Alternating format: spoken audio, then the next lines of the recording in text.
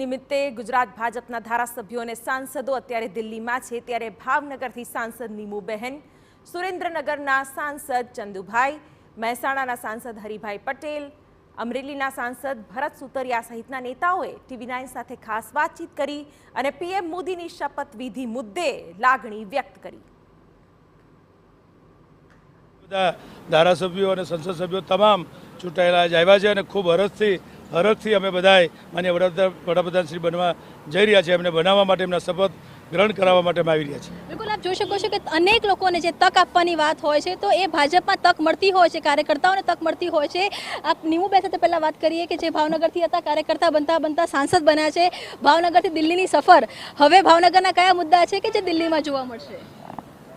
દેશના સૌથી લોકપ્રિય વડાપ્રધાન નરેન્દ્રભાઈ મોદી સાહેબના નેતૃત્વમાં 10 વર્ષના શાસનની અંદર ઐતિહાસિક નિર્ણયો લેવાના છે, ઐતિહાસિક કામો થયા છે. સૌનો સાથ સૌના વિકાસના મંત્રને લઈ દરેક સમાજનો વિકાસ થઈ રહ્યો છે. નરેન્દ્રભાઈ ત્રીજી વખત વડાપ્રધાન બનવા જઈ રહ્યા છે, ત્યારે દેશના સૌ લોકોને ખૂબ હર્ષ અને ઉલ્લાસ છે. અને અમે સૌ ભારતીય જનતા પાર્ટીના કાર્યકર્તાઓ આજે ગરવી ગુજરાતની અંદર ઉતરી અને નરેન્દ્રભાઈના ત્રીજી વખત વડાપ્રધાન બનવા માટે સૌ આનંદની લાગણી અનુભવી રહ્યા છીએ. એવી જ રીતે વાત કરવામાં સુરેન્દ્રનગરથી પણ નવા ચહેરાને તક મળી હતી. ચંદુભાઈ સાથે વાત કરી. ચંદુભાઈ, હવે જો સુરેન્દ્રનગરની વાત કરવામાં આવે, સમય બી ઓછો છે અને જો સુરેન્દ્રનગરના આપના રોડમેપની વાત કરવામાં આવે, કયા મુદ્દા છે કે જે આપે મનમાં વિચાર્યા છે કે જ્યારે પણ સત્ર આવશે ત્યારે હું આ મુદ્દા પર ચર્ચા કરીશ? પ્રથમ તો મને સુરેન્દ્રનગર લોકસભા વિસ્તારના તમામ લોકોએ ચૂંટી અને સંસદ સભ્ય બનાવ્યો છે ત્યારે એમનો ધન્યવાદ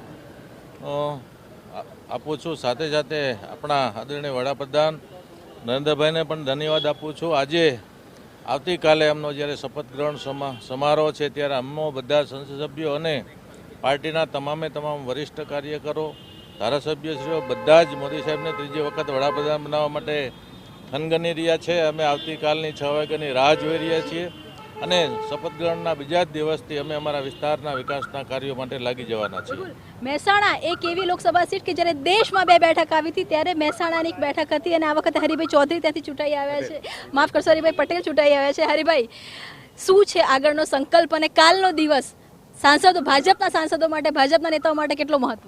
સૌપ્રથમ દિલ્હીથી અમારી મહેસાણા લોકસભાના પ્રજાજનો મતદારોનો આજ તો અહીંથી હૃદયપૂર્વક આભાર માનું છું, કારણ મને મહેસાણાથી દિલ્હી મોકલ્યું છે. અને એ કહેતો પણ આનંદ થાય છે કે આપણા યશસ્વી વડાપ્રધાન માન્ય શ્રી નરેન્દ્રભાઈ મોદીના નેતૃત્વમાં આપણું જે વિકસિત ભારત, નવા ભારતની જે વાત છે એને દેશની પ્રજાએ જે મહોર મારી છે અને વિકાસથી પણ મહોર મારી છે, એ વાતને લઈને અમે તેજ ગતિએ વિકાસની વાતોને લઈને આગળ વધવાના છે. અને અમારા મત વિસ્તારનો વિકાસ આવતીકાલથી શરૂ થાય એ દિશામાં પણ અમે આગળ વધવાની તૈયારીઓ કરી રહ્યા છીએ. અને માનનીય યશસ્વી વડાપ્રધાન શપથવિધિ વડાપ્રધાન તરીકે લઈ રહ્યા છે તો અમને આનંદ છે, હરખ છે. આપણા વડાપ્રધાન અમારે માદરે વતનના વડાપ્રધાન છે, મારી લોકસભા સીટમાં એમનો જન્મસ્થળ છે, એવું ગૌરવ અનુભવું છું. માનનીય યશસ્વી વડાપ્રધાનને આપણે અત્યારથી અભિનંદન આપીએ છીએ. એમના નેતૃત્વમાં દેશનો અને રાજ્યનો વિકાસ થાય એ દિશામાં આપણે આગળ વધવા માંગીએ છીએ. અને આવું જ એક ઉદાહરણ અમરેલીમાં પણ ભાજપે એસ્ટાબ્લિશ કર્યું. કાર્યકર્તા તરીકે છેલ્લા કેટલા સમયથી કામ કરતા હતા, તેમને સાંસદ તરીકેની ટિકિટ આપીને અમરેલીને લઈને અનેક વિવાદ રહ્યા, પરંતુ જે રીતે આખી બેઠક પર જીત થઈ, કઈ રીતે આખી બેઠકને જુઓ છો, આપની જીતને જુઓ છો, અને હવે જ્યારે આપ પીએમ મોદીના ટીમ મેમ્બર છો, અમરેલીને લઈને શું વિઝન છે? પહેલાં તો તમને એક વાત કરું કે એ વિવાદ હતો એ બીજા લેવલે હતો. એક કાર્યકર્તા હતો, બૂથમાં કાર્યકર્તા સાથે કામ કર્યું હતું. બૂથમાં કાર્યકર્તા નરેન્દ્ર મોદી સાહેબ ત્રીજી વાર વડાપ્રધાન બને તે માટે તૈયાર હતા અને એણે તૈયારી બતાવી. છેલ્લા 2 મહિનાથી લોકો આ તાપમાનની અંદર નરેન્દ્રભાઈ મોદી વડાપ્રધાન બને ઈચ્છતા હતા. એ સપનું કાલ સાકાર થઈ ગયું છે. અને તમારા અમરેલીને લઈને શું?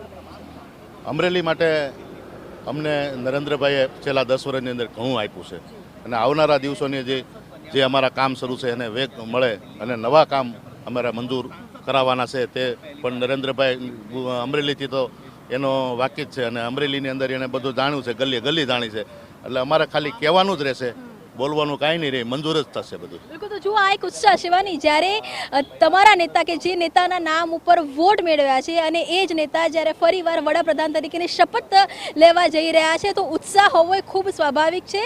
આ તમામ એ ચહેરાઓ છે કે જે પહેલી વખતે સાંસદ બની રહ્યા છે, પણ તેમનો ઉત્સાહ પણ જોવા મળી રહ્યો છે. તેની સાથે જ કેવા પ્રકારની કામગીરી આગામી સમયમાં તેઓ કરશે તેને લઈને પણ કેટલાક રોડમેપ છે એ પણ તૈયાર કર્યા છે.